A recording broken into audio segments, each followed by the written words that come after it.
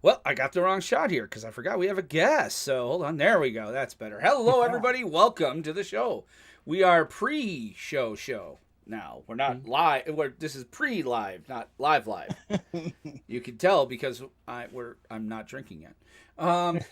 So as you guys can tell, we got a special guest today. Say hello, Bama. Oh, Bama. There you go. See, I knew he was going to do that. See, that's old school. We have got a great time tonight here. So things are going to be a little different. Bama's going to take us out when we're ready to go live. He's going to start his intro. He's going to do his bit. And then he's going to give me the high sign. We're going to interrupt. And then it's going to go PlanesTalkers as normal. We've got tons of stuff going on. Yep. So I'm very excited about that. You guys can hit us in the normal spot. Our Discord, planestalkerspodcast.com, as well as tons of other stuff going on. So we're going to talk some the arena announcement that came out last week because we've got to catch up. Thoughts on a 100-card brawl. We're going to talk about that as far as admitting how they're weighing commanders, secret lair, all sorts of crazy stuff. So any questions, concerns, comments, keep them to yourself, damn it. We don't. Nobody needs any of those. Yeah, none of that stuff. So, dude, by the way, I got 4 monitors now. I brought a TV into my room, so like throwing my image to a Roku, so I've got Twitch up on. I'll never have enough monitors. Before we go into the show, any chance you can change that S at the end of Bama Shocks to a Z? To a Z? I can do anything, man. It's a matter of how much you're willing to give me. Oh, my attention for an hour is about it. Aw. I could use a little bit of cash right these days. Cash. Oof. I mean, I got a little cash. I mean, it's probably going to come out missing between here and there. It's strange. Every time I mail people cash, it just disappears. I send it though. Kidding. It's all good. I make Aramis pay me, so Heels podcast. I'm kidding. All right, let's see here. King of the Heels, no background. Next. And save to account because it's always good to have. Download. Oh, you frack. Getting it all set up. Yes, replace it. Hey, look at that. And they do it automatically whenever I replace it, so that's a plus. Can't find my Kerwin's hat, so I have to wear like a non-fitted hat, so I'm always like, is this straight? It feels off. All right, let's see. Hey, Miss Perez. That's Aramis's wife there. My wife is playing RuneScape because, 2011 is still around. And, hold on. I'm all sorts wired up now. Damn it. Give me a second. Rolling over my headphone jack. All right. So I think we're ready. Are you guys ready? I'm good. We've got Bama Shock's wifey. Pam is in here. So Aramis's wife and my wife is playing RuneScape and listening to Green Day. Because our wives love us. And she's wearing cat ears because that's what she does. I got her those Razer headphones with the cat ears and they light up. She's loving life. Nice. I'm just some rando. We love randos, man. We love brandos. All right, hold on a second. I was wondering why that looked so off. Okay. Sweet. Wow. Oh my gosh. Bama, what are you doing here on your anniversary? I forgot all about that. She told me I could, so I am. Oh, dude, you are a better man than me. I would not have even asked. I'd have been like, nope, not gonna ask even. Oh, I didn't ask. Oh. When you suggested Monday, she's like, you can do it. It's cool. Aw, you have the coolest wife ever. Dude, except for when mine. you've been married for 17 years. Wow. You each figured other? out mostly, yeah. I mean, you figure out how the other person works, and you can work around schedules and stuff like that. I'm kind of the He's same. the best. All right, let me see. And then there's Sakura. Sakura's a friend of yours too? Oh. Yeah, she is one of my in the Geek to Geek group. Okay. She is one of my regular D&D peoples. Sweetness. She is my walking D&D encyclopedia, actually. Oh, nice. I like that. All right, so we're ready to go, I think, right? You ready? Yeah, you said I don't have to hit any buttons, so I'm good.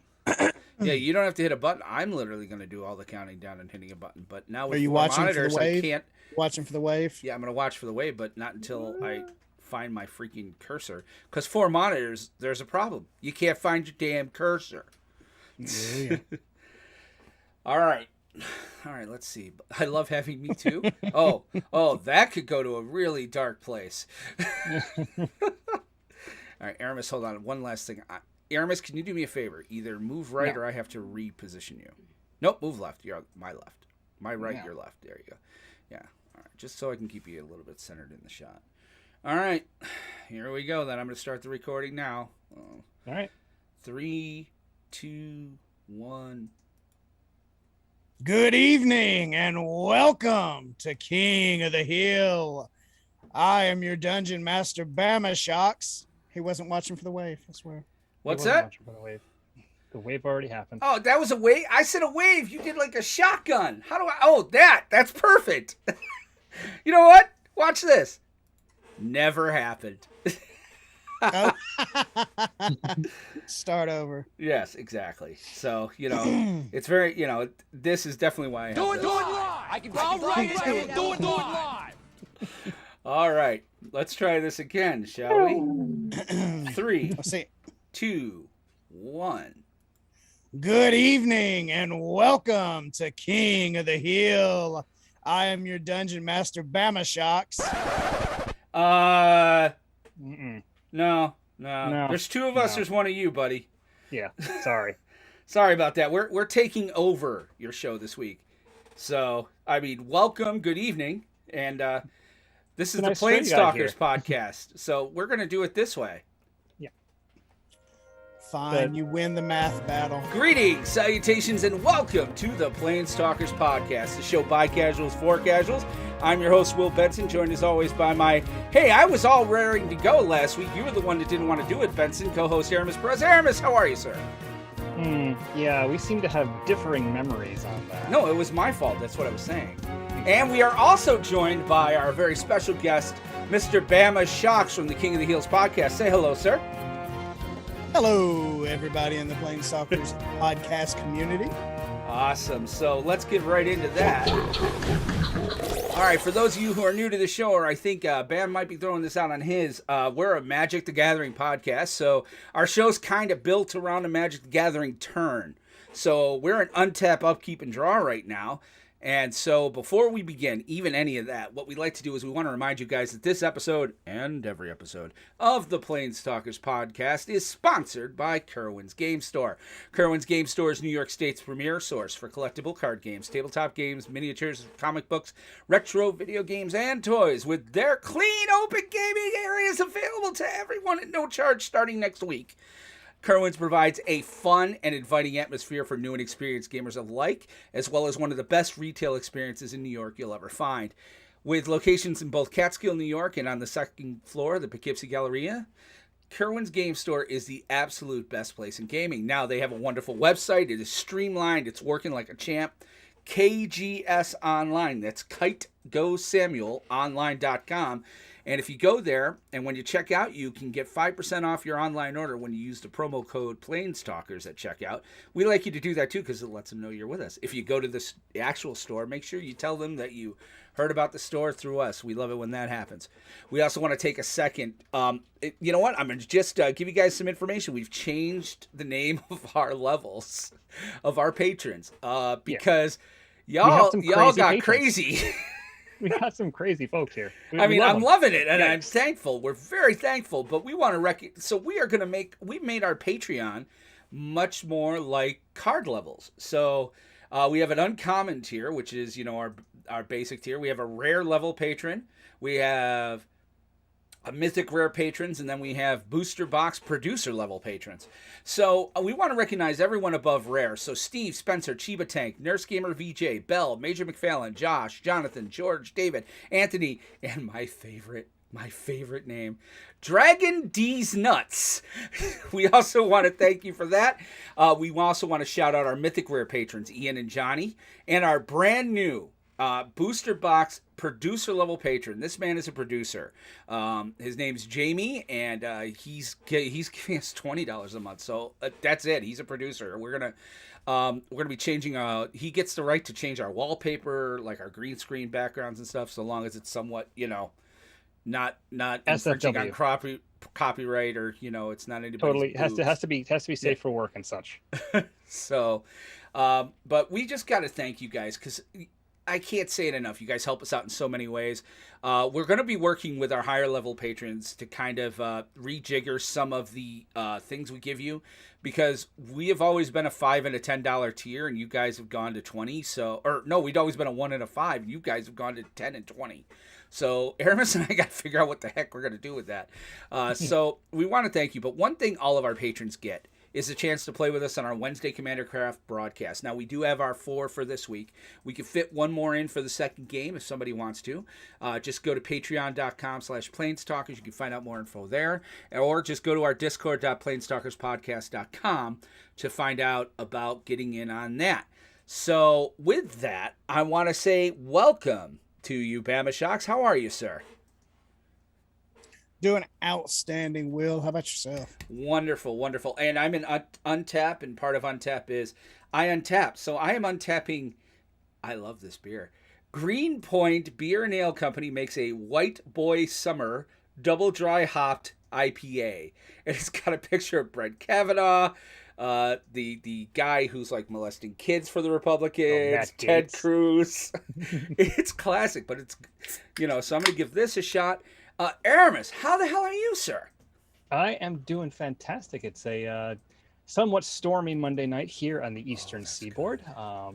Hopefully, I'm not going to have to do any ducking and covering. We'll have to see what happens. But yeah, we were a little nervous right now. But yeah, the last week was really good. The weekend was great. Father's Day was this weekend.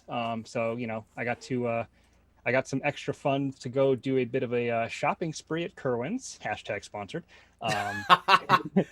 Well, # thank you, family. Yeah, thank you, family, definitely. And so it's been great. I'm glad to be back doing another show. Hope you guys are doing good. Yeah, we had to take last week off. My dad was in town Monday. So he only comes up once a year, and he didn't come up last year because of COVID. So I was pretty much like, I was not going to be able to do it. We tried to roll Wednesday, and Wednesday was just, he left Wednesday morning. I was like emotional and wiped. So I was like, And then Thursday night we were going to try it, but Bama had to work, and I was still kind of recovering, and we had to prepare for my wife's recital this weekend. She has a recital every year this time of year, and usually it's me carting equipment, hooking it up, and literally I had to figure out how it all got together. So we're sorry we had to take a dark week, but it is also summer. That's one of the things we're going to talk about is, programming notes. I mean, we said it last year. We're going to say it this year. We reserve the rights to kind of like during the summertime, we probably won't be on July 5th. We probably won't be on Labor Day. We may do Commander Craft if we can, but we're going to reserve the right to kind of be hit or miss on that. So just be ready. Not a lot's going on anyway. The closer we get to Forbidden Realms or whatever it's called there. Preview start next week. Yeah, so we'll definitely be on for the next couple weeks. So, and Bama, how about you, sir? How was your Father's Day? It was great. Went fishing. Did you get a picture with your shirt off and holding up a fish for Kelly? She's a friend of ours. I didn't do the shirt off. It was a little sunny, and my arms got roasted like it was. I've got a couple of pictures I can send her, but you know how she feels about them. That's why I say to send them. Yeah, now I should say Bama's a host on the Geek to Geek Media Network. Great source for podcasts. One of the shows I've been listening to from Jump is called Mating Habits of the Modern Geek, and Kelly. Shout out to Kelly Hightower.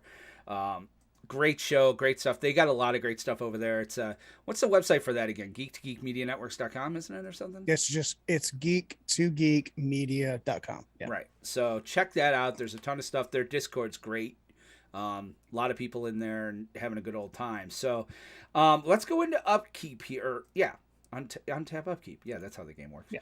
Look, I've been playing a game for 30 years and I still go through the steps in my head. It's fine. Oh, dude, I actually be like untap during. You can watch us on Wednesdays. It's like untap, upkeep, draw. I still have to remind him to untap his shit. Shut the hell up. You do not. That's a bold-faced lie. You just have to remind me not to roll into settle the wreckage. Yeah, settle the wreckage. Yeah, you've gotten better at that. I have better. Actually, I think did I catch you or who did I catch with that last week? I caught somebody with it. You telegraphed it. That was the problem. Yeah, but they didn't come in. They came in anyway. I still got them. Yeah. We have, and so tonight we're going to be talking about. There was an arena announcement that was put out last Thursday, so we're going to go through a little bit of that. They talk about the 100 card brawl, which is really good stuff. We'll go through that replacement for Commander inside of Arena, things like that. I've got some thoughts on it. Combat, Bam, I know you suggested one, but we're going to kind of go with the how do we feel about them admitting their weighing commanders and how they match stuff in Arena, because I have thoughts on that. I'm sure Aramis does as well. Okay. Main 2, we want to talk a little bit about the Stranger Things secret drop, as well, secret lair, as well as the big super drop they've got coming. And then we're going to talk a little bit about State of Standard, obviously, which we normally do in Main 2. And then, just kind of programming stuff. That should take us the full hour. So, let's get right into the main phase. Main phase. All right, welcome to main phase. So, on Thursday, and I need to pull up the article because my brain no worky after weekend. On Thursday, they posted an article, which we would have been a whole lot more timely had we been able to go Thursday. That's totally on me. They put out an interesting article about, they're not really putting out a state of the game anymore. They're just kind of making announcements as they go. And they talk about really 100 card historic brawl, which we'll come back to. But I'm kind of excited for the second part. Premier Draft Dominaria. I loved Dominaria. I loved the set. I thought it was one of the better draft sets they had in the last 5 years. So I could see me kind of playing around in there a little bit. I haven't had a chance today because I've been playing Historic Brawl. And then Jump starts going on till July 8th. And then the Chromatic Cube coming June 25th. So what do you guys think about all that? And then, of course, we'll talk about Historic Brawl. But yeah, really, Historic Brawl is the one I'm hanging up on, and I will wait for that. Yeah. Well, I think I remember Dominaria Draft. Dominaria as a set in general. I mean, we both have very fond memories of Dominaria, don't we, Will? Yes. 52-1. Come on! I gotcha. But guys, go to the archives, episode 52. That will explain that story, because he doesn't want to hear it again, because it's just he's tired of me, gushing over that lovely period in Magic history. Yeah. So, but I figured you'd be about the Chromatic Cube.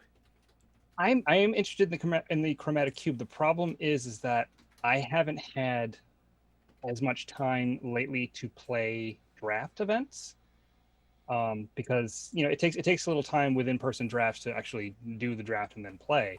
And I know with Arena you can sort of do the draft and then come back and play as you go, but I'm not like that. If I draft a deck, I have to play it right away, otherwise I forget what's in there and why I picked that card, and it's like, no, I got to finish the whole thing. So Interesting. I haven't had the kind of time I've been wanting to devote to draft. Part of the problem of that, especially now, is because, like Bama was saying, 100 card historic brawl. Can we talk about that? Because let's just go right into that. Hey man, I'm flexible. I'm not in charge. We got to talk about that. Yeah. So we were burying the lead a little bit. 100 card historic brawl is now a part of Arena right now. They started it Friday night with Friday Night Magic. Of course, I couldn't play it because getting ready for the damn recital Saturday. But I have been playing it a little bit now. What it is basically, it's kind of, I guess it's Diet Commander is the best way to put it. Commanders you're going to get in Arena right now. What is the main difference? I haven't looked at it yet. Well, the biggest difference between this and regular Historic Brawl is that this is basically, it's Commander. So it's a 100 card deck, singleton. Mm-hmm. You have one card set aside as your Commander. So it's a 99 card deck, really. You can't have more than one copy of any card other than basic lands, and the banned list is different for this than it is for regular Historic. So like Uro, Wilderness Reclamation, Nexus of Fate, those are all legal in Historic Brawl. Yeah. Maybe not Nexus of Fate, but I know Uro and Wilderness Reclamation definitely are, because I put them in decks. You have access to almost the entire Mystical Archive minus like Demonic Tutor and Tainted Pact, because those cards are just you have Lightning Bolt. Ridiculous broken. Lightning Bolt is in there, Swords to Plowshares is in there. So yeah, like I said, it's basically the closest you can get to playing Commander in Arena. I mean, the only other restriction is that it's still only 2-player. But which sucks. I have had an absolute blast playing this. I hope this becomes a regular thing. Did you say Planeswalkers? I'm sorry, I was checking. Planeswalkers can. Oh, that's the other big difference between that and regular commanders. That you can use Planeswalkers as your commander. Which is that's the one thing I don't like about Brawl. But you kind of it doesn't seem to be as big of an impact in 100 card Brawl for some reason. I don't know. I haven't run into too many Planeswalker commanders, and when I have, it hasn't been as degenerate as it usually is. It's usually Valky. If I'm seeing a Planeswalker, they're throwing Valky in there. I've seen a lot of Sarkans. I've seen a couple of Sorins, but yeah, it's not like Teferi Time Raveler is banned in Historic Brawl. Thank God. Yeah, because that Oko is banned in Historic Brawl. Boo! But most of the rest of the ridiculous stuff that's already banned in other formats, a lot of that is legal in Commander, right. And I think the reasoning behind that is Teferi and Oko are still banned because they can be commanders, and that means you're guaranteed to see them. In a 100 card deck, you're much less likely to see that one copy of that card, so it's not quite as busted broken as it would be in a 60 card format. So I mean, literally, the entire deck is God. What was the word I was fixing to use? It's singleton, but I mean, it's restricted. I mean, it's one copy. It's not like you're piling 2, 3, and 4 of a card in there. Yeah, so like once you use that Swords to Plowshares, that's the only one you have, unless you have a way to recur it out of your graveyard. So it makes every play a little bit more strategic and saying, well, do I really want to kill that now? Is it really worth it? It's a lot of fun. I'm seeing. I've had so much fun with this. Yeah, I built a Croxa deck, which I'm just having all passively fun time. You're playing Zakama? You son of a bitch. It's gross. It's disgusting. I have 7 or 8 different decks that I've built for this event, and it's almost like you're doing Commander again. Oh, it's great. I have so much fun because what I've been doing before this event had happened, I was playing in the casual queue, and I was playing 100 card singleton with basically the commander shuffled in. So it's like I was playing Commander. So they did this event. I was like, that's right up my alley. I have these decks basically done. I just have to put the commander in the command slot and then put in the commander relevant cards like Arcane Signet, Command Tower, and oh my gosh, like you're right. I didn't even put Arcane Signet and Command Tower in. God, yeah. So it makes the mana a little bit easier. Yep. But yeah, I've been having like this needs to be what Brawl turns into. It needs they need to just ditch the 60 card format, make it 100 cards, and just do it. Well, I mean, when they started Brawl, they started it in paper. They started Brawl as kind of a way to introduce people to Commander. In paper, they set it up so that it's standard legal. Really, is how Brawl was created. It was always standard legal, and nobody really played it that much. You started playing Brawl, huh? It rotated. And people were like, well, once you start playing Brawl, and then you play your first Commander game, you're like, oh, this is better. It's like it almost feels like when they introduced Brawl, it was almost like when they introduced Portal for new players, and they dumbed it down like a lot, and they put like the little sword and shield next to the power toughness, like you can't understand what these things actually mean, and there were no instants. And it's like, okay, well, here's this great singleton format. It's like Commander, but it's a lot easier. So you can really take your time. No, come on. Just like the best way to learn, in my opinion, is because the game is so complicated as it is to get immersed in it, is to get exposed to this stuff. Because like, who knows what Cascade does until you actually do it? Who knows how Storm works? Who knows how banding works? I actually don't know how banding works. That was one that we argued over a lot. It's like, no, it works this way. No, it works this way. How about we just not use it? Cool. I mean, in full disclosure, I actually do know how banding works, but yeah. Yeah, it's I'm kind of glad it's there. You're not wrong. I think honestly, if they don't want, Historic Brawl is a great name for it. That's all they need to call it. If you still want, and I don't think Wizards wants Brawl per se. I mean, they really haven't built a Brawl deck or sold any Brawl decks since Brawl, I think it was Ikoria. No, they didn't do Brawl. Throne of Eldraine was the only time they did pre-constructed for Brawl. And it's a dead format in paper. Yeah, which is good because I mean, now that they're doing Commander decks in every standard set, like, why would you ever play Brawl? And the answer is you won't. So there is zero reason to play Brawl in paper now. So this is an arena-only format. Right, and I'm cool with that. I kind of also agree with the second part that they talk about here, where Well, in some ways I do, and in some ways I don't. They unban in Historic Brawl, Golos Tireless Pilgrim, and Winona Joiner of Forces. Mm-hmm. Both of those were troublesome cards when they were in 60 card Brawl. Like, extremely troublesome cards in 60 card Brawl. Yeah. But, you know, they're pretty much saying that those two cards in 100 card Brawl, it's a little bit tougher.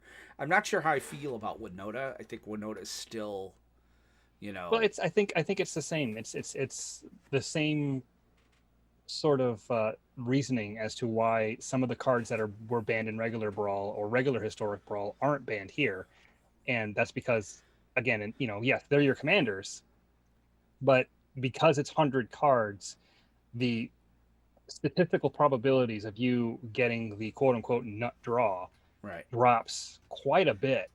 So you can't really go off as fast in a 100 card deck. It's less common that you're going to have that ridiculous opening draw where you just bury your opponent in the first 4 turns. But Golos especially. I mean, Winota is top 6 cards, I think. Well, but Golos is a search card. Like, and Field of the Dead is legal in this format. Yes, it is. So, you know. Yes, but yeah, it's because, again, I think it's just because it's the larger deck size restriction. I think that's what, and they did say they're keeping an eye on it. They're saying, look, we're going to unban them. We're going to see how things shake out. If they're still problematic, we'll ban them again, or other cards if it becomes a problem. But I like how it's the one benefit of it being on the Arena client is that they can say, oh, that's a problem, kill it, and it's done. And they can change their minds, say, okay, never mind, unban it, and it's done. Now, Bama, have you played some Brawl? Like, have you gotten into any of it? Actually, yet? No. Okay. It sounds like I need to give it a shot, though. It's a lot of fun. It's definitely worthwhile. A good starting one is probably a Golos deck because it's basic Golos Landfall. You know, yeah. I mean, colors, what would you say? What would you say is a good starter Brawl? What do you like to play, Bama? I mean, that's a pretty good question. We should have asked that. We're terrible hosts. What kind of Magic player are you? Yes. What kind of Magic player are you? Not the same one I was 10, 15 years ago, to be honest. That means you have money now. Never mind. Because there are no rich Magic players. There's only those with money to buy more cards. There's only those with larger collections. Yes. That's correct.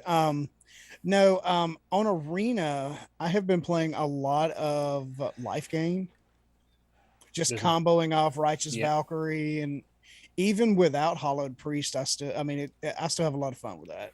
Then there's a good Heliod 100 card Brawl deck that'd be right up your alley. I've gotten curb stomped by that deck many a time because they'll curve out into, like, you know, Healer's Hawk into either like a Johnny's Pridemate or the Priest. And then, you know, turn 3 it'll be Heliod, and then they drop like the Queen from Throne of Eldraine, and then just I'm dead. I'm still building my personal card pool on Arena, so I mean, every time I find a really cool deck I want to build, it's like, God, I don't have that card. You know, in real life, I can just go buy the card. I can't do that on Arena, and that drives me crazy. I think in MTGA Zone has some lists. As far as they'll have some deck lists. The best way that I found to build the collection, I mean, unfortunately, is there's no real free way to do it quickly. You have to draft, and you have to draft a lot, because what ended up happening is that as you draft, those cards you get and the booster packs you win go towards your vault, and as you open more rares, you get eventually, if you get full play sets of rares in a set, you start getting gems for the rares. So you can you get all those wild cards from opening packs and everything else, and those, once you hit every 100%, you can redeem those for more wild cards. As you open more packs, you tend to get wild cards, and that's, to me, I think is the fastest way to do it. The downside is that you actually, you have to be good at draft, at least good enough to get like 4-3 or better every time, because then I'm not. Otherwise, you're burning money. Yeah, I'm not. I think you have to go 5-2 or better to get your money back and then some. Yeah, I'm really, really bad at draft, actually. I'm not great. I didn't realize this. Omnath isn't bad in Historic Brawl. Omnath is not bad in Historic. I have a Omnath deck. Oh, it's not as nuts as you would think. With all the shocklands? It's missing pieces. Without fetches. it's missing some pieces, but it's still like that deck, the Tachiova deck, they generate incremental and perpetual value. So you're just like, okay, I'm going to play this land. I'm going to do this. One of the things I did when I was playing the Omnath deck, which I thought was quite disgusting, was I double majored an Omnath, and then I also had an Ancient Green Warden in place. I was getting 4 triggers off every land. Oh, jeez. You're a dick. Needless to say, they scooped. Yes. Well, and the reason we want to talk about historic, like I said, the second thing that they talked about is they unbanned Golos and Winota, but the second part of their little sentence there is kind of where I want to go for combat, because this is a very interesting scenario where they talk about since last August, we have been tracking and weighting specific commanders in both Brawl and Historic Brawl. Our goal has been to better match players with similarly weighted commanders, keeping the challenge for competitive players while ensuring the formats remain hospitable to casual players. Players with high-powered commanders are more likely to square off against each other, and casual players not looking for that high-powered experience are more likely to face similar opponents.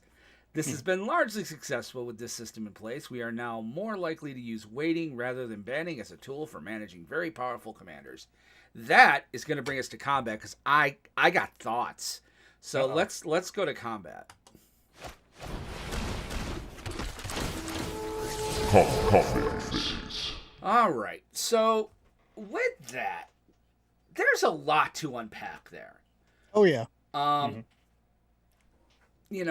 Aramis, I'd be interested to hear your thinking. You're the one with the thoughts. You go ahead. All right. So my thinking is this. First of all, the fact that they're coming out a year almost later and saying, no. We've been weighing specific commanders. Like, first of all, we've all suspected it. We've been weighing specific commanders in Brawl and Historic Brawl for some time. Well, damn. That doesn't happen if I go to a store and sit down and play Brawl. Like, they're not going to be like, are you playing Omnath? Okay, since you're playing Omnath, you're going to play this Golos deck. No, they're like, are you playing, what do you play? All right, you two are playing each other because your DCI scores are a little bit more closer together. I don't know how they decide matchmaking. And then, yeah, you might end up doing it. But also what kind of gets me here is, like, they're saying specific commanders, not decks. Commanders. So if you're not good at building a deck, or you're running an Omnath deck that's not tuned for Historic Brawl, what happens? So, all right, I suck. I end up playing an Omnath with a guy who's got a card pool of, he's been playing since Beta 2 or Beta 1 like I have, and has all of these cards, and he's got this ability to build this really bomber deck. And hey, I got Omnath in a pack, and I'm going to build a commander. And how it doesn't seem like just weighing on the commander is the way to go. I'm not a big fan of this. I understand that they're trying to keep it somewhat competitive, but it's not like we're ranked. It's a casual queue. Like, I don't know. That's my kind of thinking on that. What about you?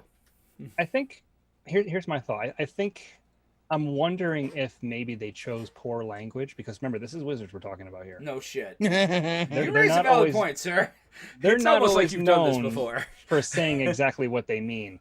I'm wondering if they are including like deck lists and some kind of algorithm to say, what's the expected, goldfishing turn kill for this deck with this commander, and looking at the deck list and the commander at the same time, saying how many Omnath decks that are built in this way do well like this. I'm wondering if they sort of weight it like that. Though. Maybe, but then again, maybe not. No, because they go on for the second sentence. Our goal has been to better match players with similarly weighted commanders. Right, but I think that entire paragraph might have been worded poorly. Again, we don't. I don't. This is my speculation. Okay. It's on the face of it for Brawl. I kind of agree with them weighting the commanders and matchmaking that way. Oh, I like what Sakura's saying too. Yes, it's also binary in a very non-binary choice game. Right. Yeah, that is true. But I think it's because obviously they want this gravy train to roll, and this thing is overflowing with gravy at this point. And by gravy I mean money. They want to make sure that little Timmy and his first Brawl deck stay engaged. They don't want little Timmy to roll in with his Danitha Capuchin Paragon deck and get curb stomped by Omnath 6 times in a row, or run into Kinnan, Bond, or Prodigy 6 times in a row, and be like, this game sucks. I don't want to play Brawl anymore. Right, but at the same note, if little like Will was saying, if little Timmy opens Omnath and he throws him at the top of a commander deck, and then he gets thrown in against all those high-powered decks. Yeah. That's why I'm wondering if their language was chosen poorly, and if maybe they're actually looking at the entire deck list. Wait, are you suggesting that Wizards would poorly choose their language? How dare you? I know it's a very rare thing. I mean, they're normally very impeccable with their press releases, and they're super clear. I mean, just look at their organized play structure. Oh, wait, that's dead. Oh, we're talking about that. Here's the thing too, is that it kind of lends credence to another thought I've had with Arena too, is that they've almost basically admitted that they have the technology to weight decks in matchmaking. Oh, they do that already. Oh, yeah, we know, but they've never said it. And everybody, if you go on to any of the online communities, Facebook, I'm looking at you, or Reddit, they're like, you're a baby if you're crying about matchmaking. I could have a red deck, and I might not end up against a white deck. I don't know. Sometimes I'm like, no, if I'm playing my red deck, it's control and white a lot of the time. Like the game, the cards, the decks that can beat you. Well, am I okay with that? It's hard to say. I'm wondering if do they do that with ranked play too? Yes, absolutely they do it with ranked play. I only play ranked. I don't play casual. I haven't played the ranked queue in a while. I do. Well, that's all I play. And I'm telling you right now, if I'm playing my mono red deck, I see 3 or 4 of the same archetype decks almost exclusively. If I switch to a deck that's designed to beat those archetypes, I won't see them again. I do know that when you're, I think especially in the ranked queue, they tend to play you against players with a similar streak as you. Oh yeah. So there's thought of that, but now they're changing it because that guy put it out there. Algorithms, yeah. Yeah. But they're weighting it based on how you've been playing. So if you're playing well, you tend to be playing against players who are playing better at the moment as well. I feel like if they're doing something like this, they need to keep it away from the ranked queue, make it and basically just sort of keep it like, if you're playing Platinum 2, you play somewhere plus or minus 2 or 3 ranks there, and that's basically, they kind of do that already. Any of you in the chat, any of you out there listening to the podcast, email the show or put it in now, because I am almost certain they're doing it in the ranked queue. Yeah, I think you're right. Almost exclusively. It might even be exclusively in the ranked queue. No, they do it casual too. Okay. I play enough casual to see that I see the same decks over and over because again. I don't play casual, but like I said, I almost always find the deck that I don't want to see. Like, and if I go to Friday quick side point, think about this for a second. I'm the competitive player. Right. I'm playing the casual queue all the time. You're the filthy casual. You're playing the ranked queue all the time. Right. Isn't that funny how things have changed? You know why? Because I want to do a hearty, middle finger to you if I get mythic. I've been solid bronze for the past 6 months. Oh wow! But I have not played a single game of ranked since I think Zendikar. The fact is, though, like, they are 100. I think they're doing it 100%, and it does bother me because, I've rolled into a Friday Night Magic, or I've rolled into events, and yeah, you know what? It's not like, I usually end up getting paired with you for one game where I usually smack you around because I'm playing mono red aggro, but I don't end up playing just. It ends up working out that way towards the end. I might get a control game for like the 3rd or 4th round, but that's because they've been winning as much as I have.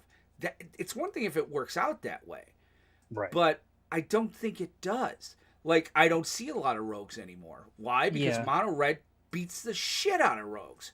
Well, hasn't rogues also sort of taken a step back lately? Yeah, it's a huge step back.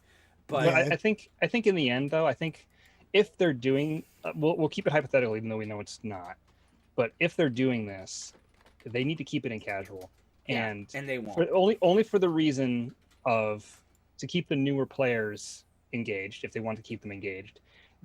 But like you said, Bama, it is hard depending on how this is worded, and if it is really actually what they mean. If they are only talking commanders, and like you said, little Timmy opens up Omnath and just slaps him in a random elemental deck, and then someone's like, "Oh, look, Uro."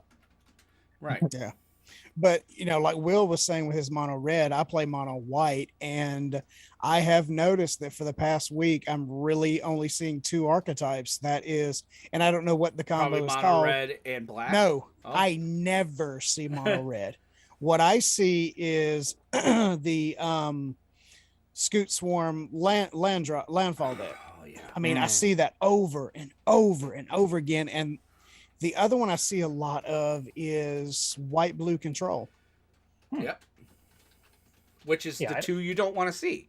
They're matchmaking. Oh, you're right. They do this in Magic Online too. They actually they did say that they've been porting information about how they do matches on Arena. They've ported some of that information on Magic Online, which is so great. They're doing the same Magic thing there Online too. needed more complexity. Yeah, needed more to pile on top of that ancient code.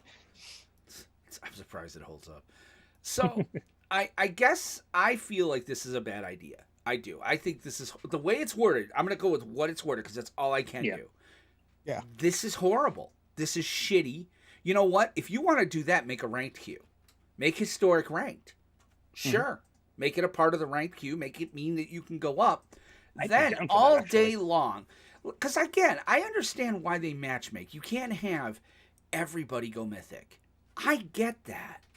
All right? If everybody suddenly went mythic, like they lose a lot because the lower tier people aren't going to have a game to play. They're going to be waiting. Mythic is hard to do. Yeah. But the point though is that I think that this is a horrible idea. I don't agree with it. And again, it's I hate to throw Wizards under the bus. We're not a negative podcast by any stretch. But we got to call them out when it's out, and this just doesn't look good. It's not a good look. Yeah, they need to clarify for sure. Because like I said, it leaves some doubt in my mind as to what their actual intentions are. But they need to clarify it, and they need to really spell out where and how they're doing this. Because, I mean, you should be able to play whoever you want, whenever you want. That was the whole appeal of Arena. It's like, hey, play anybody, it's like anytime. going to Friday Night Magic, and there's no matchmaking there. Yeah, no, you get paired, and I mean, after the first round, yeah, it's by record and everything else. But that first round, you could bring your little random 78 card deck that you've been tinkering with at the kitchen table for 2 months and walk right into a tier 1 deck and just get absolutely murdered. Or they get mana screen and you win. Or they get mana screen and you win. But that's the beauty of Magic. The mana system can say, hey, tier 1 deck, mana screw. What about you? Final thought on the combat there, Bama? Honestly, just like go, one rank up, one rank down, and just do the full pool. Stop giving me the same archetype over and over again. I'm more upset about their hand smoother than anything else. Well, that's because you're playing a lot of best of one.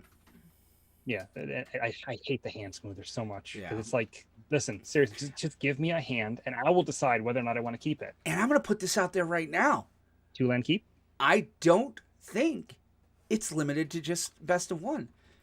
I don't know how many times I have seen, especially when I'm powering through Diamond, a 2-land opening hand. Now, in Mono Red, I should be able to roll with that, but a 2-land opening hand and all 3 drops.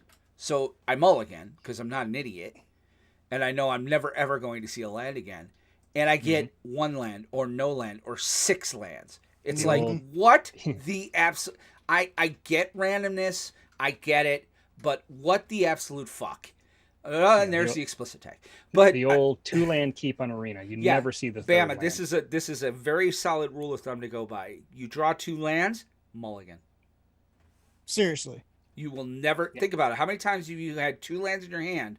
You're playing a low-powered mono-white quick deck, and you're like, I can roll with 2 lands. Right. You get to turn 5 and still haven't drawn a third. It happens quite a bit, actually. It's because remember there was a major tournament where that was the deciding factor. The person kept a 2-lander, and I was like, "Oh, this is." Oh yeah, that was like the Call Time Championships. It was like one of the championships, and it was like 6 straight turns, nothing. And it's like, listen, I understand probabilities, and yes, there is a good chance that can happen. But in a 24-land deck. Come on. The odds of you drawing in a 60-card 24-land deck, not drawing a land again by turn 6. Impossible. It's not impossible, but it's improbable. Excuse the term. No, but so again, little tidbit from your friends here at the PlanesTalkers podcast. 2-land hands, mulligan that shit. Okay. Ship it. Do not keep it. I mean, there will be the times where you draw the third, but that is the exception to the rule. You're like 2-land keep. I'm like, well, I'm never going to see that third land. F it, I'm going to lose this game. Third land pops up, and you're like, holy crap. You know what's even better? When you keep that hand and you're not getting the land. It's like, I just need one more land. And it's like, oh, you need a land? Temple. Like, you mother. Well, what's great for me is what I end up doing is if I mulligan and I get like 4 or 5 lands and an annex, I don't have a turn 1 play or 2 play at all. I gotta admit, I'm like, no, I gotta keep that. It sucks. You'll never see the lands otherwise. No. Well, it's not just that. I will get flooded. I know I get flooded, but at least I'm like, with annex, there's value. But yeah, it's insane. Tinfoil hats and all so I think we're all kind of in agreement that this kind of sucks balls, except for Aramis is kind of giving them the benefit of the doubt. But I'm waffling a little bit on that. A little bit of an asterisk, because it's like I want them to be doing the right thing, and I'm hoping that's what they're trying to do, but they have such a bad track record. I'm just like, I know my faith is misguided and misplaced, but I want to do it anyway. Yeah. So let's do this. Where is it? I'm trying to go into the next one, but let's go into main 2, and we will talk a little bit about secret lairs. 10 of these that came out. All right. So first of all, check it. I finally got it. Dude, they lost my order. They admitted it. Although I'm a little upset because you got Teferi. Uh-huh. Right? Teferi stained glass. Sammet. Owned. Get wrecked, son. Shut up. So I got the Blackest Magic Secret Lair the other day, finally, though. Nice. So Secret Lairs kind of come out, and they're kind of they're preparing a whole bunch of 10. You said 10 Secret Lairs. Now, first of all, there's a million of these things. What we started last week was I started it last week. We were going to talk about the fact that they came out with a Stranger Things Secret Lair announcement that the next Universes Beyond is going to be Stranger Things. Mm-hmm. And I kind of wanted to talk about that because I'm kind of like, you know what? If there's a television show that can fit into Magic, it's Stranger Things. I'm all about it. But then they sent 4 days ago. They sent out the big announcement, which is there's like 10 coming. So they've got there's 8 of them. One of these I'm really excited about. I like how they're calling it the all natural, totally refreshing super drop. Right. Well, I got to tell you, I'm tempted to get the Saturday morning D&D because I watched that show. Like I did. I loved that show. I mean, it wasn't great. Don't get me wrong by any stretch. Early 80s cartoons were terrible. But it's just the idea that, that it's the 80s D&D, with the artwork and all that. Absolutely. Yeah. So, that would, so they're doing that one, which is just, they're rejiggering current cards, which I'm okay with. I don't think they have anything new in there, right? No, it's a Commander Sphere, War of Invention, Hero's Downfall, Unbreakable Formation, Primal Vigor, and Impact Tremors. And I know Primal Vigor was a very that was the one that people are circling because that's only been printed like once or twice, and it's a really big card in Commander. I probably will get that. I can see me getting that one. I'll probably pass on that one. Really? Yeah. I do like the Mark Pool one because I had that counterspell card. I had that Birds of Paradise card. I had that Brainstorm. Like, I'm looking at these that Brainstorm art is new. Oh, well, not the Brainstorm then, but the Howling Mind. Yeah, the counterspell is like, and the Howling Mind. Like, I had iconic stuff, man. I'm all about it. And Bama, I should send you the link. I can put it in the doc. I'm tempted with this one. I'm not sure, but I mean, because there's some good stuff. I mean, Balance, Birds of Paradise, Brainstorm, Wasteland, Counterspell, Howling. You can never have too many Birds of Paradise, man. Never. No. Nope. All-time favorite card. It's a good drop. And I love it. I'd love to see. I still think Birds should come back, but yeah. I know I'm still on that train too. Birds of Paradise and Lightning Bolt. Put them in Standard. Do it. Coward. They've put so many different watered down versions of the birds in Standard for so long. It's just like, just let them come back. Just one set. They'll rotate out in 2 years. It's fine. Yeah. All right, Fiona Staples, another one I might get because I think she's the artist for Saga. Is she not? I don't know. Hold on, let me double check. If it's the one I'm thinking of. Yeah, she's Saga. Art, like, I read that book. Like, first of all, Side note, if you have not read Saga by Image Comics, they're on a hiatus. It's been like 2 years. Trust me. Go get it. They're cheap books. He doesn't charge a lot for them. They're all in like omnibus at this point. Well, shoot. I give you... No, well, he meaning the writer, Brian K. Vaughan. Oh, okay. And Fiona Staples is the artist. And I'm looking at the art going, yeah, I should have just known that. I might even get this one. Because I freaking love Saga. It's one of the... It beats The Walking Dead for me as far as comic books go, as far as Image. Cannot recommend it enough. It's amazing. It's, you know, it starts with somebody giving birth and talking about the fact she's pooping while doing it. I mean, it's a wonderful book. Trust me. If you have not read Saga, go read Saga. But that one's kind of great because I'm loving the Dryad. Well, the artwork's amazing. Yeah, it's beautiful cards. She's a really good artist. Really that drop good has artist. Dryad of the Elysian Grove, Yeah. Metallic Mimic, Spell Queller, Soul Scar Mage, and Sakura Tribe Elder, also known as Steve. Yes. Steve. So the next one is Jen Bartel, who I don't know. Bam, are you looking at these? Did you get on Oh your yeah, screen? yeah. I gotta back up. I got engrossed in them. It's kind of good stuff. Again, though, why are you putting out 9 at once? Why? Now I got to spend $300? Mm-hmm. Yeah, this one has Archaeomancer, Bloom Tender, Meteor Golem, and Mesa Enchantress. I'm going to say, as far as individual cards are concerned, this one's a little lackluster, although Yeah. Bloom Tender's a big deal. Oh yeah, Bloom Tender. Ooh. Bloom Tender is important. Yeah. Because I could One- definitely use that for my elf deck. The one that I'm looking forward You're to, looking I at the think I'll get Phyrexian. Phyrexian Praetors. I'm dying. to What's know the deal with the writing on that one? They're That in is Phyrexian. Phyrexian. That is the actual Phyrexian language. And people have actually completed the translation project for this, so Holy you can crap. actually learn to write and read and speak Phyrexian. Whoa. Well, did you read the bottom part of that, though? For 5 card styles, based on the Phyrexian Praetors. They're bringing the Phyrexians back. They are coming. Yeah, Phyrexians are coming. I mean, it's I would say sometime during next year's expansion roadmap has to be. Yeah. Has to be, because they've been pushing this. So it's, you know, they sprinkled it in with Vorinclex being in Kaldheim. They have these guys out now. They did that as the historic anthology. They're in there now. So, you know, within the next year we're going back to Phyrexia / New Mirrodin. Yep. I'm down with that.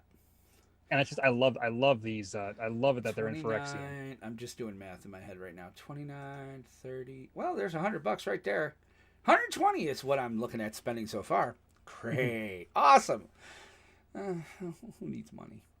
All right. Mother's Day 2021. Note to Wizards. That was a month ago. That was a month ago. Yeah. Whoop, Steve. What's the release on this? This one is now. End of the month. Yeah. End of this month. Oh my god. Yeah. Yeah, I think you have like one more week to order these. Okay.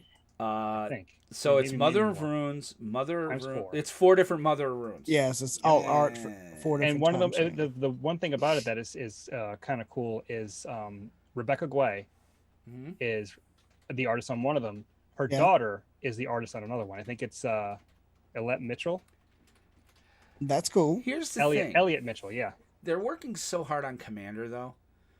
Like, if I'm seeing a Secret Lair with 4 of the same card, I'm kind of like, Well, it gives you nice options to say, I well, which know. one do I want to use? You know, if you have 4 different decks. Well, I'm- you get a play set with 4 different arts. I I'm mean, loving the old bordered allied signets, though. the Oh my next God, one. the signets, the Dan Fraser. Dan signets. Fraser signets. Oh my God. Yeah. Yeah, I'm like these. Here's my And one, enemy signets. Holy Yep. cow. My I one might get complaint. those. My one complaint about these ones should have been 1 drop. Yeah, I agree. Should have been 1 secret layer for all 10. I'm sorry, Wizards. Just should have been. Yeah, I'm with you on that. These I'm are with you. gorgeous. By the way, I don't know if it's necessarily true for all of these, but I think at least with the Dan Fraser ones, if you order these, you get a retro frame Dan Fraser painted arcane signet as the bonus card. oh wow. I got to be honest, I'm tempted to go for the $200 non-foil. Get them all. The full It set. yeah. sucks that Mother. I'll never use Mother because I'll just use one of them, and I'm not a big fan of Jen Bartel, but I am genuinely interested in Mark Poole, D&D, Fiona Staples, and Phyrexia, like the Dans. Like, to me, it's like if I get those individually, it's gonna be about that. So I might as well get them all. You could spend $444 and I was just looking at that. all of them in foil and non-foil. And I think they finally fixed the Pringling issue with the foils. $400. Or you could set that aside for a PS5. No. It's I know. That's what I'm like. If I got $400, I'm getting a Switch or a PS5. $444.44 plus tax. You know, I feel bad for the people in Britain that are doing it. It's 444 pounds, which is, you know, a pound is like $1.50. So 444 pounds. $700. Yeah, that also happens to be my weight. They're doing playmats and stuff too. I actually like the Secret Lair one, the one that doesn't have anything. Like, just a marble it's only background. in European regions though. Damn. What? Because that's kind of cool, like the blue and the purple. Yeah. I'm kind of digging that. Yeah, they're throwing them a bone because they like a lot of those regions couldn't get a lot of the secret drops at first. So that's kind of the Secret Lair. There was a big news on that. So they made the boxes smaller. Yeah, I might get the 229. I don't want them to make them smaller. You know why? These are great commander boxes. As far as not for decks, I use mine to actually hold cards like my commander, like swap in, swap outs are usually kept in there, like stuff I want for commander. So let's kind of like pivot off of that. Let's talk a little bit here because we're down to about we're right at 59 minutes. Let's talk about the state of Standard. Good night, everybody. So Standard it's settled. Obviously, it's pretty much settled at this point. Honestly, I think we should talk less about Standard and more about what happens with Worlds. Well, we're going to talk about. Oh yeah, that's somewhere in there. Well, we should mention it because we not always necessarily mention on the notes, but I think this is probably bigger news than Standard. Well, just real quick, let's touch on it because it is what we do in main 2. It's our thing. Sultai Control is still sitting number 1 at 20%. So pretty far out ahead of Prismari Midrange. Prismari Midrange and Naya Adventures are sitting neck and neck with Mono Red pulling up at about 8.4. Yeah, you guys know what's happening there. So let's talk a little bit about Worlds because they also came out last week. Wizards did, and they made an announcement. Yeah, they did. And basically, when they started talking a little bit about the changes they were going to make to professional play, they mentioned that, but we're still going to have prize pools and things like that. And actually, I think what they said was since you're not playing in these events for a spot in next year's league, because they're closing up both of the MTG, or they're closing up the Rivals League and the oh my gosh, I can't even remember what the main league is now. The Magic Pro League? Yeah, the Pro League, the MPL. They're like, since you're not playing for a spot in those, you're playing for the prize money and the title and stuff. And then this week they come out and basically say, yeah, about that. About that. You know how we said that the 2021 Worlds was going to be $1 million prize pool split between the people playing? Well, yeah, we're gonna cut that by a little, just a smidge, a small amount. Instead of $1 million, it's 250,000. Oh wow! Oh, they're cutting it by 250? No. No. They're cutting it by 750 to 250. Yeah. Now this is where I have. Yeah. And by the way, that's not to the winner. That's the prize pool. That's the entire pool. Yeah. Paolo last year took home 300,000 for winning. So Paolo took home more than what the entire prize pool is. Here's one of the many outrages I see with this. This is a gigantic slap in the face to a part of the community that's already been, essentially kicked in the dick by closing the MPL and gutting organized play. And really, we have no idea what, if anything, is coming at this point. I think this leads more towards what you were saying when they first announced the organized play was changing, that Wizards might not do this anymore this year, or next year. Yeah, I truly believe they're done. Here's my biggest problem with that. They're cutting the prize pool by $750,000, 75%, right after they had the most profitable year in the history of the game. Yep. Wizards made $816 million in revenue off of Magic alone. Yep. Last year during we should the say pandemic. Hasbro. It's Hasbro. And only a quarter of that was Will's purchases. Absolutely. Yeah. I look at this and I can't help thinking. I mean, not that I want to be right. Don't get me wrong. I actually wish I wasn't. Because I mean, might be right here. I think I am. I truly believe that Hasbro is saying, look, do we have a Monopoly Pro League? Do we have a Chutes and Ladders Pro League? Do we have, no. And instead they have Stranger Things Monopoly, Lord of the Rings Monopoly, Walking Dead Monopoly. And I truly believe that Hasbro has come in and sees Magic and goes, no. Let's do that. We'll make our money with the casuals. They think they're going to make more money with the casual people. The people just, trying this out for a little while, and then they'll outgrow it, but they'll have taught somebody else how to play it, and it will, fix itself over the next proliferates, 10. Basically. Yeah. Here's the thing. Yes, there have been times where watching competitive Magic has not always been the most entertaining thing, either in paper or in arena. That has happened. There have been great moments, and there have been great disasters. I think what they're realizing, because somebody tweeted something to this effect, and it's sort of a paraphrase / quote.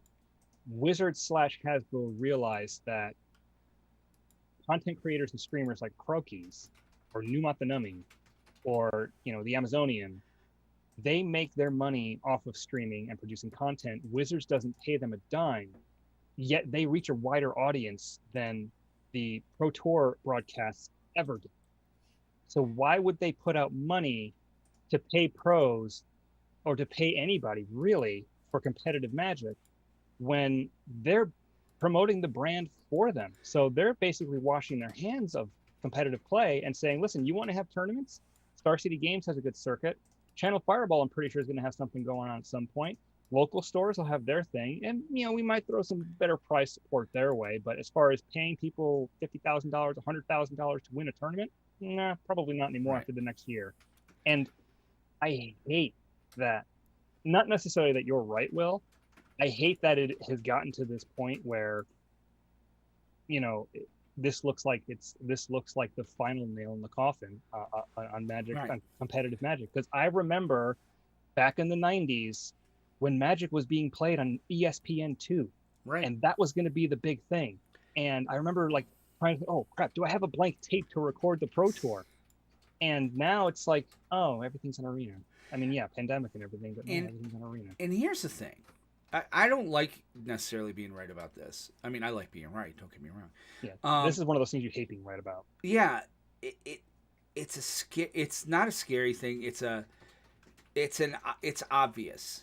Honestly, I look at this and it's obvious what the heck happened. Where did you go? The only hope that we have, and again, this is me misplacing my faith in Wizards / Hasbro, is that they do make something better out of this. The problem is, if they do, no matter what they do, no matter how great it is, they've eroded so much goodwill. People are going to be like, nah, tried that already. Didn't work out. I don't believe you're going to make it work this time. So they could have the greatest idea for competitive play in the works. They could have the greatest system, easy to qualify, to track your progress, good price support. prestige, all that stuff, travel vouchers, the whole 9 yards. But people are going to be like, no, you fucked us over last time. Why would I want to trust you again? Right. And that's, I think we're seeing. What about you? What do you think, Bam? Oh no, I mean he's mirroring a lot of what I'm thinking. It's like you built this up. Like I remember, going to PTQs, and I mean, I never did any good at them, but I had a blast, Right. seeing different things that weren't in my local card shops. Like, oh, I never would have thought to do that. Right. I mean, it's like the first day of spring training. Every team thinks they can win the World Series. Absolutely. You go to a PTQ, you're like, I'm gonna go to the Pro Tour. Yep. I'm gonna go play against Reed Duke. I'm gonna kick his ass, and I'm gonna get 75,000. Oh wait, I owe 3 drop because I'm the Pittsburgh Pirates. Yes. I think I 0-3'd in the first one and 1-2'd in the second one. Like my highlight was getting to the quarterfinals of a PPTQ. Right. That's the highest I've gotten as far as that's concerned. Yeah. I was so thrilled. I took a picture of the standings after the final round. I was like, oh, this is great. It's definitely it's not a good look for No. In some ways. In other ways, I mean, there's a part of me too that kind of gets it. Like in a way, it's kind of what we were afraid of. I think when Hasbro bought Wizards, we were like, oh, what the hell does this mean? And the fact is, the more profitable something gets, the more the people who wear 3-piece suits and ties want to meddle with it, because now it becomes less of a cost center and more of a revenue generator that allows them to have other cost centers. So I think that's why you're seeing, and again, I don't think it's any coincidence that we're seeing Universes Beyond from the company that made 75 different versions of the same damn game, Monopoly. I use Monopoly just because, it is. But I mean, somebody else said in here, Connect 4. I mean, there's any number of different versions of different quote-unquote board games, and they look at Magic as a board game. Yeah. And that's, on one hand, I can understand it. But on the other hand, I think there's something to be said for Pokemon and Yu-Gi-Oh! That are somewhat successful and left alone. Pokemon still does travel vouchers for their tournaments. Exactly. You qualify for a tournament, they pay for your travel. Because Pokemon knows what they're, Hasbro has never, they've never been really good at not being corporate. Well, and they also weren't here while you, me, and Aramis were building this structure and this foundation, and they weren't here for any of that. They weren't here for the blood, sweat, and tears. They're just here looking at a multi-million-dollar company and like, how can we squeeze the most multi-millions out of it, and then sell it? And what's going to happen is this. Here's the roadmap. You want the roadmap? Sure. So Magic will do okay for a while, and they will take everything we love out of the game. They'll change it to, they'll be, Marvel Universe Magic. They'll be DC Universe Magic. You can play Marvel versus DC Magic. They're doing that already with Universes Beyond. So you're going to see more and more and more of that, and things will go further and further sideways. And then eventually it's not going to be profitable enough anymore. It's going to start losing a little bit of money, and Hasbro's going to say, well, we need to sell this. And they're going to go to Konami, and they're going to go to Nintendo and say, hey, you already have a card division. You want Magic? And so this division will get sold to another company, or, please, the people at the top of Wizards go, we need to buy this ourselves. Like, we need to bring this back in-house. That's my ultimate dream right now, is that they made Wizards a division. Yeah. Magic continues on its meteoric path because it's more profitable than ever. This year, it's already probably going to be bigger than last year. And last year was ridiculous. Again, $800 million in revenue. It's Commander. It's Commander. And again, by the way, there's a Commander tournament. I went to talk about this. In Australia, they're doing an EDH tournament. They're allowing proxies. Like, this is going to happen. If they have tournaments, if they have events, they're going to be Commander or EDH. Like, mark my words. I mean, I hope they still have, like, I don't know if I want to see like an EDH Grand Prix, but if they have like competitive side events for EDH, that would be fine. You could do it. And people are like, well, it's a multiplayer format, so do it the way we did the league that one year. You get points for knocking people out. It's points, not so much just wins. Yes, you want the win because you get the most points. but points for knocking somebody out, points for doing this, lose points for turn 1 Soul Ring. Like, do that, and you can then have a Grand Prix because then people are playing for points. Mm-hmm. So, and it changes how things go a little bit, but it kind of gets this NASCAR mentality, which I know, Bama, you being from the South, I'm speaking your language, but NASCAR and points, I know all about and that. They'll do it on Friday nights under the lights. Yeah, boogity boogity, let's go Magic. But I can't agree with you more. I think this is a bad look. There are already pros that are coming out and tweeting going, basically they're like, it's not worth it for me to go. I'm not going. No, I think one of them said like they're gonna skip the event, and they said by skipping they're just not gonna prep for it. They'll show up, right? But they're not gonna test. Because at the end of the day, here's the deal though. On the other side of that, you rat hypocritical bastards. There was a time that Magic events had $25,000 prize pools, and some of these people played in that. And when we got, if this was 5 years ago, and they said Worlds will be $250,000. They'd have been like, "Holy shit, $250!" Here's the problem. Yeah. Here's the problem with that, though. Is you advertised $1 million. They advertised $1 million. People were testing and prepping for $1 million prize pool, and then at the 11th hour, people who were already qualified. Oh, by the way, the prize pool is cut by 75%. It's in October, I think. Yeah. And it's some people are even throwing around promissory estoppel on this, saying you promised this, and now you're taking it back. We worked for this, so there's damages involved. But I think, I'm not a lawyer, obviously. Well, I'm not a lawyer, but what some people have been saying is that if they were going to, they'd have to wait until after the tournament. Say, here were my winnings. Here's what they were supposed to be, what I was promised. I need the difference. Nobody's going to do that, though. You can't do that. It would need to be a class action thing at that Here's point. The thing. There need to be every pro at the tournament. If any pros listen, okay, whatever. But if any pros are listening, don't be that asshole. I'm going to just tell you right now, don't be that person. Because it's not going to do any good. If you poke Hasbro, all right, we now become more trouble than we're worth. They're only going to pull more away from you. Here's the thing. Mm-hmm. They're breaking a promise by lowering the prize pool. How about they break a promise and get rid of the reserve list? Not that much of a difference, is it? Oh, wow. It's a random promise. Is there anything else we want to hit today? How about that Walking Dead secret lair? Hey, Nexus of Fate. Well, I mean, there's already a Lord of the Rings set coming out. So, I know. It's just, Oh, there's one. How many times did we kill that? Oh, we're beating the dead horse, Bama. So yeah, that's the world news, and I think that's a really good place because we're already 15 minutes over. So let's.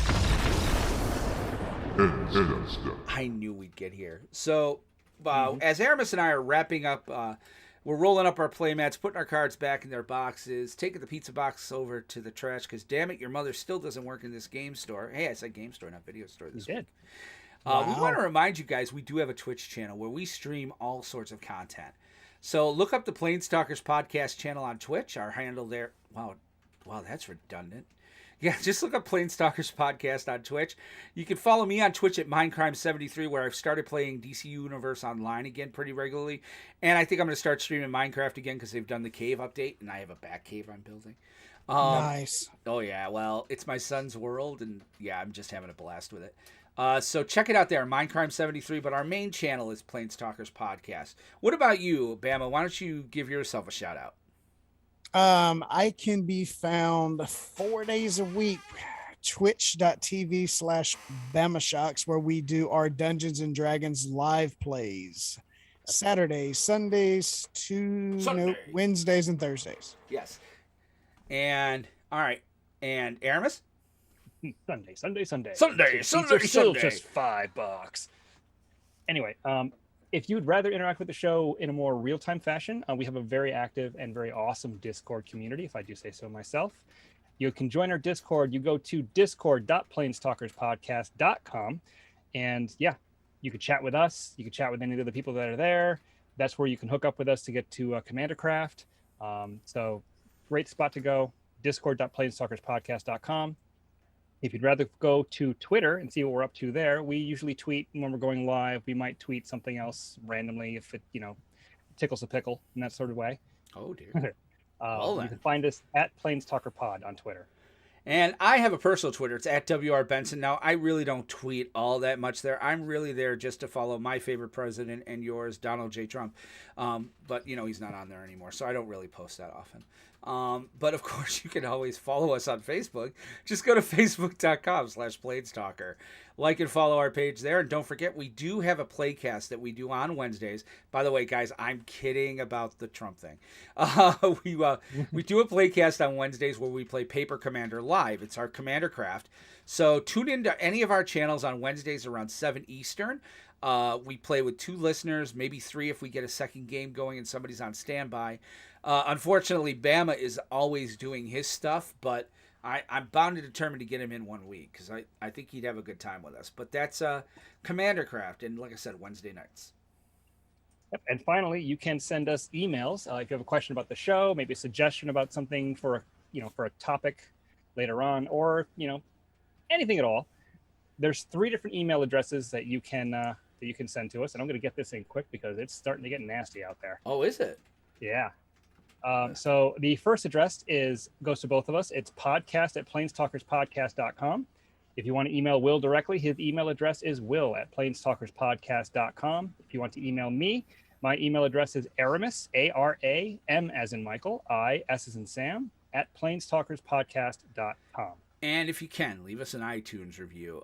If you have an iPhone, it's real easy. If you don't, it would be really great if you downloaded it to your Windows machine and just signed up for an account there, left us a 5-star review.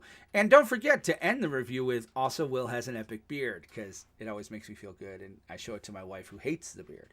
So, but let's face it, there are those who believe my wife is the beard. So on that note... I'm not touching that one. We do want to thank you for hanging out with us tonight. We especially want to thank our special guest, Bama Shocks, for hanging out. We will be back on Wednesday with Commander Craft, doing some paper magic, as well as next Monday night. We'll be back starting with our last week before preview, so we'll probably do a little bit of Commander. So for Aramis Perez, this is Will Benson saying, again, thanks for listening, thanks for watching, and reminding you to always keep some of your mana untapped, because you never know when you'll need it. Take care and have a great week. Bye-bye. Peace.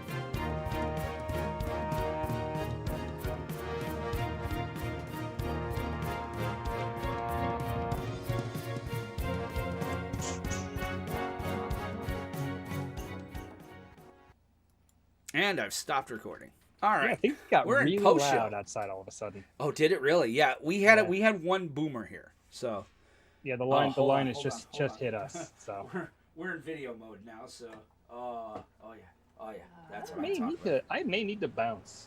Oh really?